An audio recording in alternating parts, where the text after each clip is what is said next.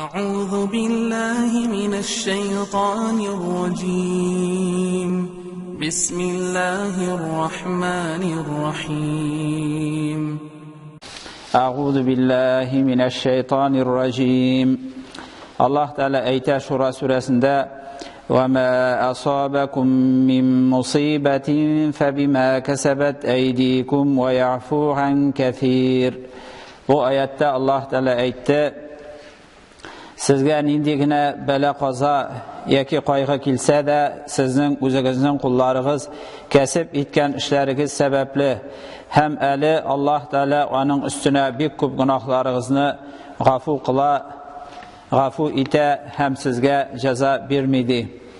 Shunday Alloh Taala ayta: وَلَوْ يُؤَاخِذُ اللَّهُ النَّاسَ بِمَا كَسَبُوا مَا تَرَكَ عَلَى ظَهْرِهَا مِنْ دَابَّةٍ. Agar Alloh Taala kishilarni har bir qilgan amallari uchun tutsa, ya'ni har bir qilgan gunohlari uchun jazosini bera turgan bo'lsa, yer yuzida hech bir nindi jon egasi yururday hayvon qolmas edi dey. Ya'ni odam bolalarigina tugul, hatto hech bir nindi hayvon jon egasi qolmas edi dey. Payg'ambarimiz sollallohu alayhi vasallam ayta: والذي نفسي بيده ما يصيب المؤمن من نصب ولا وصب ولا هم ولا حزن إلا كفر الله عنه بها من خطاياه حتى الشوكة يشاكها. Peygamberimiz sallallahu aleyhi ve sellem aytdi: Canım qulunda bo'lgan Alloh bilan ant etam, mu'min kishiga nindigina qayg'i kelsa-da yoki burshu kelmasin, yoki bala qaza hasrat kelmasin, magar shu sababli Alloh Taala uning gunohlarini yuva. Hatto ona qadalgan shanishkida uning gunohlarini yuva deb Payg'ambarimiz sollallohu alayhi vasallam aytdi. Adam bolasına bu dunyoda jibarilgan har bir bala qaza, shir, og'irlik, qayg'i hasratlar olar borsa-da Allah Teala tarafından bendenin günahlarını yuvar üçün, hem ecir savaplarını arttırır üçün, hem her bir şuşunday eybirlerge mümin kişi, Müslüman kişi sabır etse, Allah Teala'dan bulgan bela itip, Allah Teala'dan bulgan sınav itip qarasa, Allah Teala onun derecelerini arttıra, günahlarını yuva, hem kıyamet gününde onun mizanları ağır bula. Ali ibn Abi Talib radallahu anh ayta: "Ala uhaddithukum bi hadithin yanbaghi li kulli mu'minin an yahiyahu." Söylemmi sizga shunday bir so'z, ul so'zlarni har bir mu'min kishi anlarga, uylarga, fikrlarga teyish deb. Ham shusha olda aytilgan oyatlarni o'qidi dey. Sizga kelgan har bir bala qaza o'zingizning qo'llaringiz kasb etgan işlerigiz, xatolarınız hem günahlarınız sebepli hem Allah Teala bek ko'p günahlarınızını g'afu ete, onlarga jazo bermaydi. Şu oyatni o'qidi hem aytdi Ali radallohu anh: Allah Teala bu dunyoda bandani günahına ko'ra jazosini bersa, Allah Teala qiyomat kunida uning uchun ikkinchi topqir jazo bermas. Allah Teala marhamatlidir. Hem eğer Allah Teala bu dünyada kılgan, bendenin kılgan günahların g'afu etse, kıyamet gününde Allah Teala indi g'afu etilgan ul günahlarga kiri qaytmaz, olar üçün kiri jaza bermez deb aytdi Ali radallohu anh. İmam Ahmed Ebu Sufyan radallohu anh'dan ketira hadisini ul ayta: Allah elchisi sallallahu aleyhi ve sellemni işittim aytganin: ما من شيء يصيب المؤمن في جسده يؤذيه إلا كفر الله تعالى عنه به من سيئاته. Rasulullah sallallahu aleyhi ve sellem aytdi: Mümin kişinin tenine nindigine bela jiberilse de onu iza qılatırgan, yani onu cefalaytırgan nindigine şir jiberilse de Allah Teala şu sebeple onun günahlarını yuvar, günahlarını yokka çıkarırdı. Elbette adam balası indi şirlerge yaratmay, bela qazalarını süymay, lakin Allah Teala'nın rahmeti bilen şul bela qazalar, qaygı hasretler, hem şirler varsa da imanlı kişinin Allah Teala'ga ışangan, hem ul bela qazalarının, ağırlıklarının Allah Teala'dan sınav ikanin bilip sabır etken kişilerinin кылган гынаһларын юа, гынаһ хаталарын юкка чыгара һәм әҗр савапларын арттыра, кыямәт көненә мизаннарын авырайта. İmam Ahmed şulay kitre Gayşe anabızdan radhiyallahu anha aytdı. Qala Rasulullah sallallahu aleyhi ve sellem: "İza kathura zunubul abdi ve lem yekun lehu ma yukaffiruha, ibtalahu Allahu Teala bil hazani liyukaffiraha." Gayşe anabız aytdı, Rasulullah sallallahu aleyhi ve sellem aytdı: "Eğer bendenin günahları kubeyse, hem ul günahların yuvarlık, bitirirlik, savapları bulmasa, Allah Teala onu belelendirir. Yani onu sınar. Kaygı, hasret bilen, hem ul kaygılar, beleler, onun günahlarını yuvardı. Yani onu sınav itip bilip, sabır itse, imanlı bende." Galimler eyttiler, birey sıradı, bu ayet ne okudu hem eytti. Mindi tumıştan uqsuqır. Benim nindi günahım sebepli Allah Teala bana jiberdi digeç, ul galim aytdı, ul senin günahın sebepli tugul, belki ata ananın günahı sebepli, onların kılgan kulları bilen kılgan kesip itken amelleri sebepli Allah Teala şunday bala birdi onlarga dip. Şuna göre de her imanlı bende bilirge tiyiş.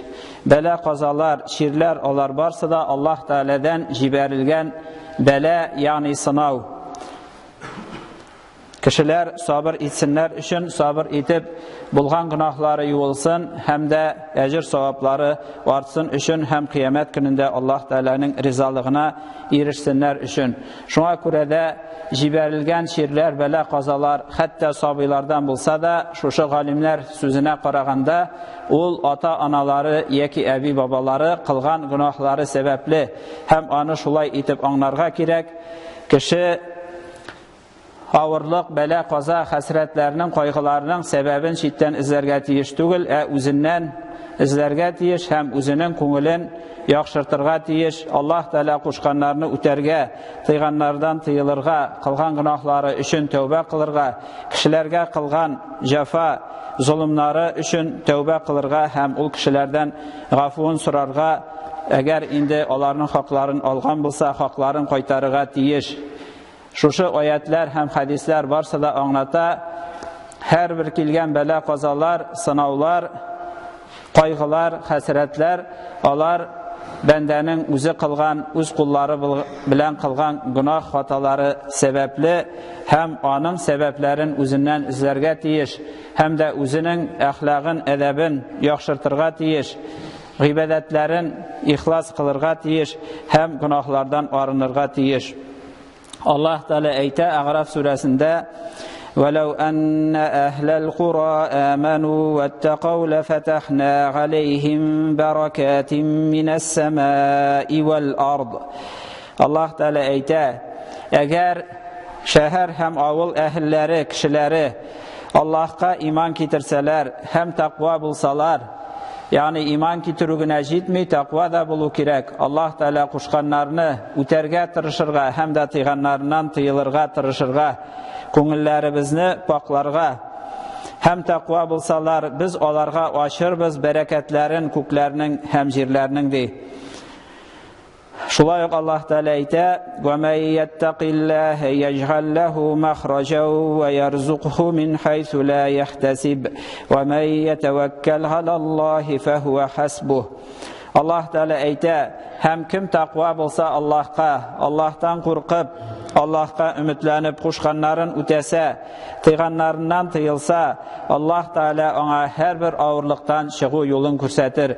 Yani bela kazalar, kaygılar olar mengi bulmaz. Allah Teala onlarga çıkı yolların körsetir takva bendelerge, nişik Eyüp peygamberge çıkı yolun körsetken kebek, hem peygamberlerini kutkargan kebek. Hem Allah Teala onu hiçbir uylamagan yerlerden rizıklandırır.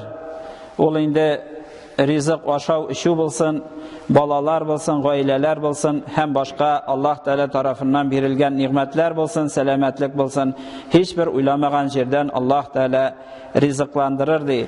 Hem kim Allah Teala'ga tevekkül kılsa, Аллаһ Тәгаләгә эшләрен тапшырса һәм Аллаһ Тәгаләгә өметләнсә, һәрбер эшнең ахыры нәтиҗәсе Аллаһ Тәгаләдән дип белсә, үзенең тырышлыгы, көче яки сәламәтлеге сәбәпле түгел, һәрбер эшнең ахыры һәм нәтиҗәсе Аллаһ Тәгаләдән. Шуңа күрә дә Аллаһ Тәгаләгә һәрбер эшне тапшырып башларга кирәк һәм эшләгәннән соң да Аллаһ Тәгаләгә тапшырырга, Аллаһ Тәгаләгә кайтарырга кирәк һәм Аллаһ Тәгалә җитәр шул вакытта ди. Аллаһ Тәгалә иң хәерле ярдәм итүче һәм эшләрнең ахыры Аллаһ Тәгаләдә, Аллаһ Тәгаләгә тапшырган очракта Аллаһ Тәгалә җитәр сезгә ди. Ярдәмне башка җирдән эзләмәгез, бәлки Аллаһ Тәгаләдән дип белегез. Слава Аллаху Господу миров, и да благословит Аллах пророка саллаллаху алейхи вассалям. Аллах Тәгалә сказал: а что постигает вас из несчастья, это за то, что навлекли ваши руки, и прощает Он многое. Также сказал: а если бы обитатели селений уверовали и боялись Аллаха, то мы открыли бы им благодать неба, небес и земли.